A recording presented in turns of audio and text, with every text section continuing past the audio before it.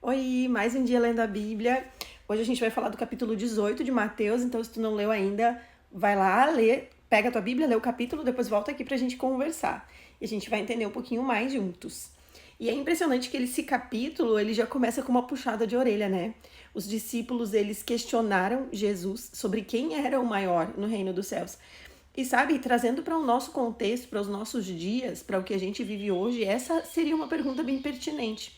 A gente vive no mundo de aparências, isso é normal, todo mundo sabe disso. É um mundo onde parecer é muito mais importante do que ser. É uma batalha de egos, na verdade, né?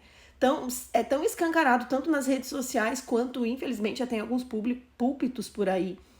E Jesus respondeu, então, que o caminho para o reino dos céus, ele se dá pela confiança e dependência de uma criança.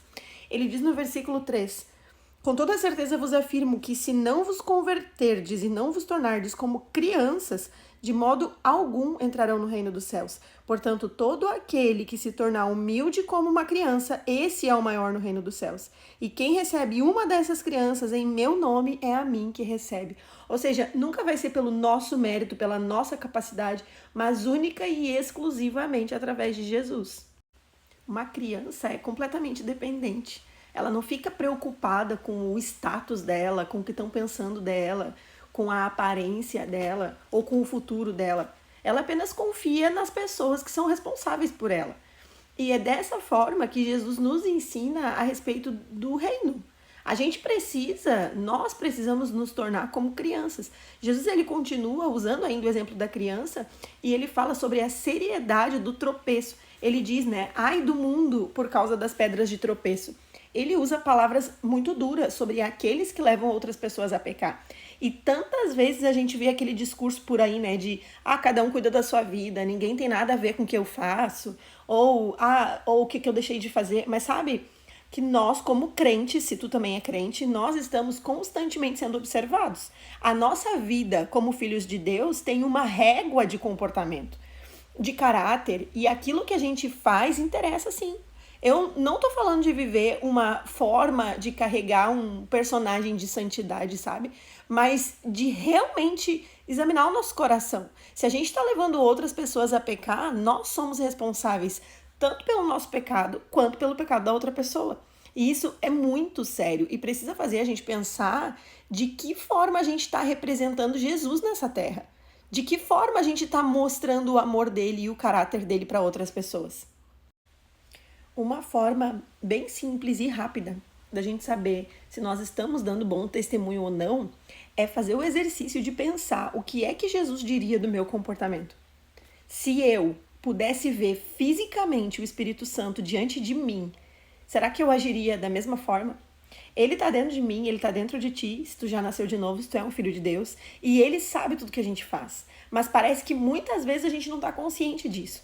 Nós vivemos no automático, somos absorvidos pelos nossos compromissos e pela nossa vida, pelo nosso cotidiano, e nós esquecemos que o nosso lar não é essa terra, não é aqui. A gente está aqui de passagem, mas enquanto nós estivermos aqui, nós representamos o reino de Deus.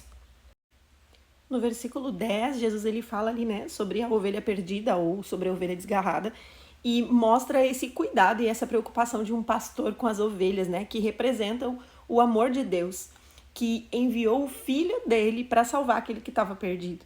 Deus ele não deseja que ninguém, nenhuma pessoa se perca. Ele deseja que todos sejam salvos, mesmo sabendo que seria rejeitado por muitos. Ele fez isso mesmo sabendo o quanto ele seria rejeitado.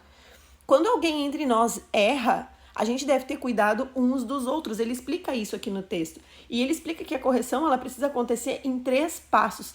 Primeiro, em particular, depois diante de testemunhas e, em último caso, diante da igreja. Mas percebe que a orientação de Jesus aqui é que o problema seja resolvido primeiro em particular. Sabe, a exposição do erro, do pecado das outras pessoas também produz escândalo. Então, como corpo de Cristo que nós somos, a gente precisa preservar uns aos outros, porque a demonstração pública do pecado de outro pode levar outros a pecar, e isso também é escândalo. E aqui eu queria fazer um parêntese. Sabia que corpo de Cristo é todo aquele que confessa Jesus como Senhor e Salvador da sua vida em qualquer lugar do mundo? Não é só a tua igreja local, não é só o lugar onde tu congrega o teu corpo de Cristo. Não, o corpo de Cristo é toda a igreja no mundo. Então, expor erros de pessoas de outras igrejas, expor outras igrejas é gerar escândalo no corpo de Cristo. Fecha parêntese. Então, continuando aqui o nosso capítulo 18, no versículo 19 tem um texto que é bem conhecido da gente, é bem conhecido da igreja, que diz o seguinte, do 19 e o 20, diz: uma vez mais vos asseguro que se 2 dentre vós concordarem na terra em qualquer assunto sobre o qual pedirem, isso lhes será feito por meu Pai que está no céu. Portanto, onde se reunirem 2 ou 3 em meu nome, ali eu estarei no meio deles. Isso nos ensina muito sobre a oração de concordância, é bíblico e é poderoso. Eu posso fazer um vídeo falando só sobre a oração de concordância, se tu quer saber um pouquinho mais sobre isso. E eu posso falar sobre outros tipos de oração também. Aliás, sabia que existem vários tipos de oração?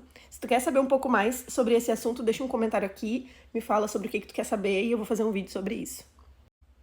E o capítulo termina então, a partir do versículo 21 ali, falando sobre o perdão. Quando Jesus disse que a gente não deve perdoar 7 vezes mais 70 vezes 7, isso não se refere a uma quantia exata ou uma equação matemática, não é pra gente fazer esse cálculo e saber quantas vezes a gente tem que perdoar.